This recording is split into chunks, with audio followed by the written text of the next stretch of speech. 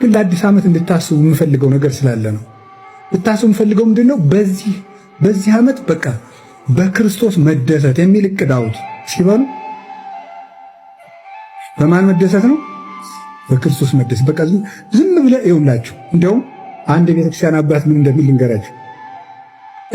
በጣም ለብዙ ዓመታት ኃጢአተኛ ሆነ ከሆነ እንደዚህ አርጌ አትበል። ዝም ብለህ ተውና ክርስቶስ እንዲያርጎልኝ እያለ የእሱን ብቻ ቆጠር ይላል።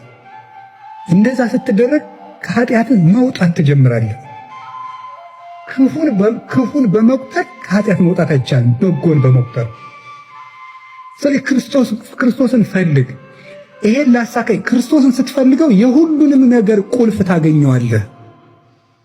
እሱ ሁሉ ነገር በእኔ እጅ የመንግሥተ ሰማያት ቁልፍ አለ ይላል እኮ እሱ።